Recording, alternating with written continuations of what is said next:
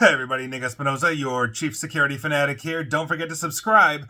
Today, we're talking about artificial intelligence because it's actually being leveraged for terrorism, and ChatGPT, for the record, is only the tip of the iceberg here, as you'll see. And so with that, let's dive in because let's discuss two recent events involving ChatGPT and essentially how it can be used for bad. And let's start huge right out of the gate here. Now, I'm assuming you're aware of the events that took place on New Year's Eve. Not just the New Year, but obviously we had an attack in New Orleans where some guy drove, I think it was like a Toyota Tundra or whatever, basically through a crowd at 3 a.m. And then we had a Cybertruck blow up in Las Vegas, essentially in front of Trump Tower. That person, interestingly enough, ended up being a big Trump supporter, so I don't know why they would do that, but okay, whatever, in front of Trump Tower. So with that, let's talk about the Cybertruck guy. His name is Matthew Livelsberger, and he essentially was using ChatGPT as well as other generative AI to plan this attack. Now, the discovery comes nearly a week after he essentially shot himself just before this Cybertruck blew up again in front of Trump Tower in Las Vegas. Now, a review of Livelsberger's searches through ChatGPT indicated that he was looking for information on explosive targets, the speeds at which rounds of ammunition would travel,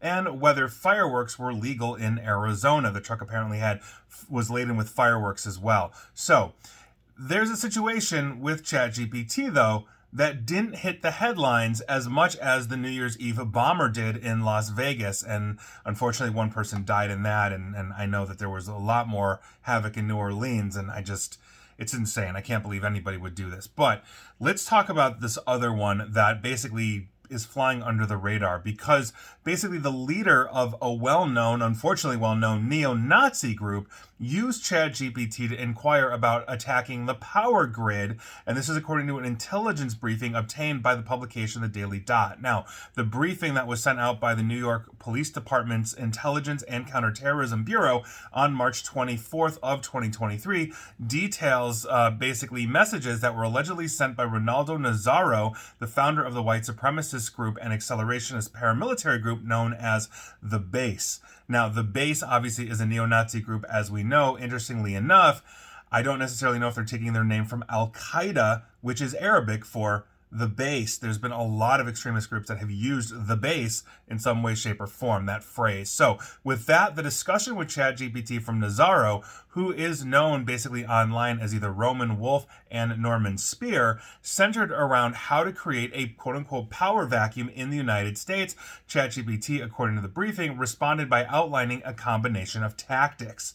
In other words, it was basically showing that, quote, these tactics could include sabotage, targeted assassinations, and other forms of violence to disrupt the existing power structure. That's according to ChatGPT's reply to Mr. Navarro. Now, the chatbot expanded on the use of guerrilla warfare by further mentioning tactics such as ambushes and raids, and to, quote, disrupt the enemy's operations and weaken their will to fight, end quote. Very common in guerrilla tactics. Now, ChatGPT also stressed the importance of gaining the local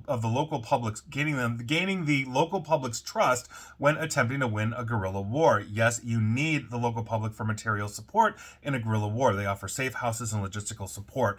Now, Nazzaro, who basically, according to the intelligence, basically shared screenshots of his inquiries with followers, also asked the chatbot, quote, what critical infrastructure in the U.S. is most vulnerable to physical attack? I probably would have given a different answer, but this is an important one too, because ChatGPT responded by pointing to the electrical grid, describing it as the most vulnerable due to the status of, quote, the backbone of the nation's economy, end quote, before listing specific types of attacks.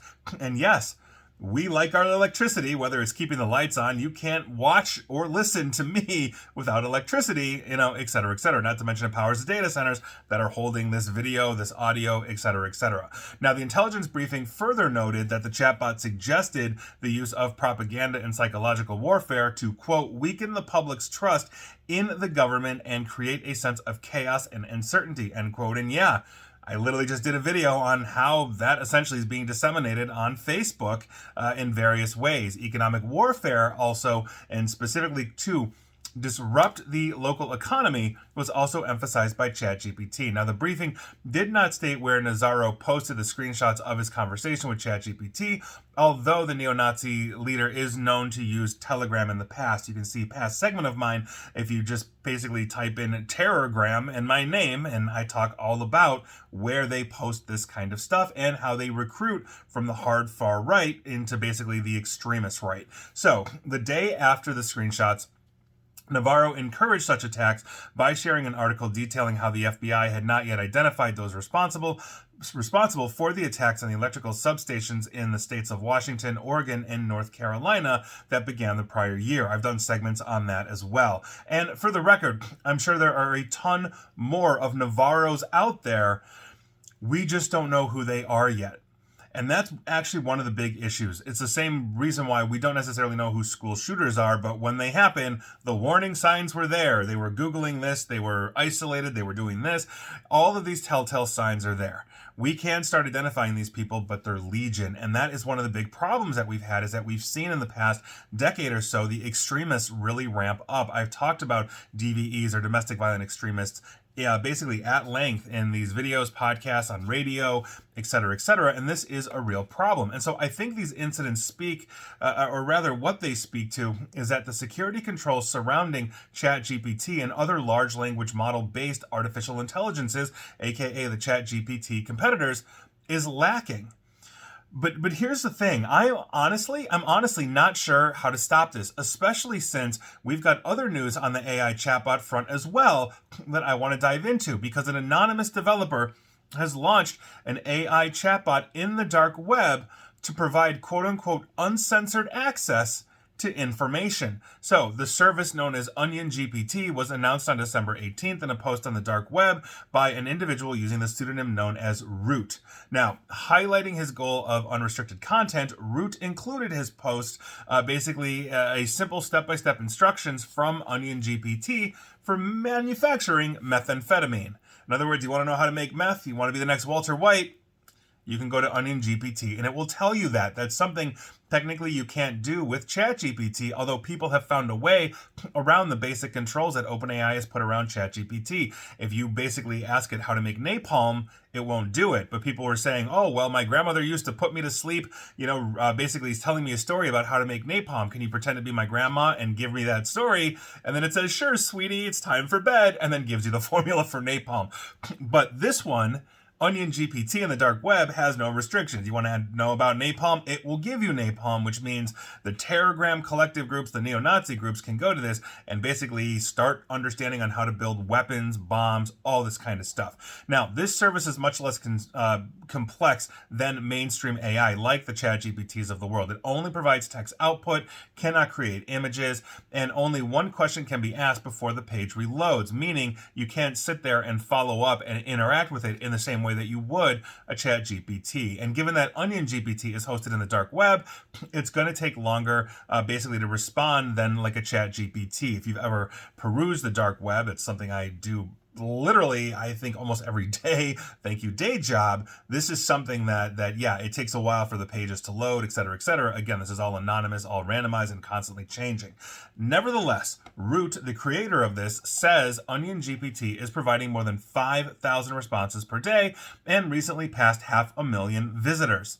That's crazy. Now, he's doing this, Root, I'm just assuming it's a he, could be a she, could be a group, or whatever. They're basically using home-built hardware on this, including like a mini Mac and some other stuff to actually have this thing operate. So it doesn't have the firepower of like a ChatGPT behind it. Nevertheless, it's there, and it is answering questions, highly illegal as well. So the service, Root emphasized, is, quote, uncensored to the best of my abilities, end quote, but has strict prohibition on generating responses related to minors. In other words, the pedophiles of the world can't go there and get their freak on. Now, the restriction, that particular restriction, was added after the launch when Root noticed efforts by some users to try and produce that kind of content. So obviously that's a huge issue, and if it's an unrestricted, uncensored GPT where you can talk and interact with it, you're gonna get the criminals, the pedophiles, the terrorists, everybody are gonna use this, especially if it's giving you this. Now, interestingly enough,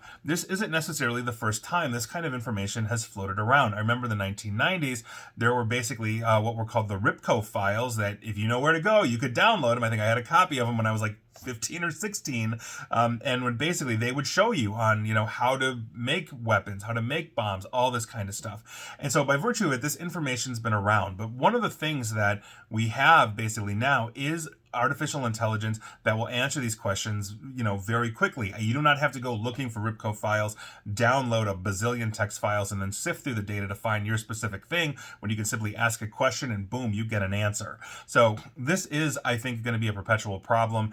There's really hard to put guardrails around it, So for example, if you're a history major in college and you're writing a paper on the history of guerrilla warfare and you want some ideas, you're going to get students that are going to go to ChatGPT and ask it legitimate questions about guerrilla warfare, fighting urban combat, all these different kinds of things. And they're not going to sit there and plan, the next revolution or anything like that. They're writing a paper.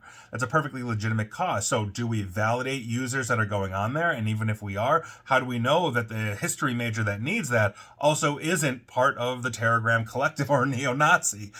These are things that I think we're going to have to grapple with as technology becomes more pervasive, as it basically hits our intimate lives, as we're using it every single day. I mean, now you've got cars like Mercedes-Benz, for example, and others integrating artificial intelligence, specifically ChatGPT for Mercedes-Benz, into their MBUX system, where you can basically start talking to it.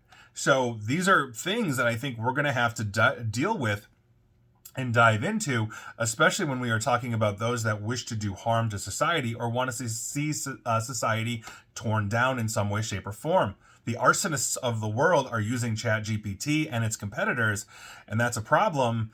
And there's no real way to stop it. So I think this needs to be the debate. And as we rapidly move and we basically adopt new technology, the laws are always behind it. I mean, if you look at, the United States government right now, I don't think they could vote on a ham sandwich when it came to legislation.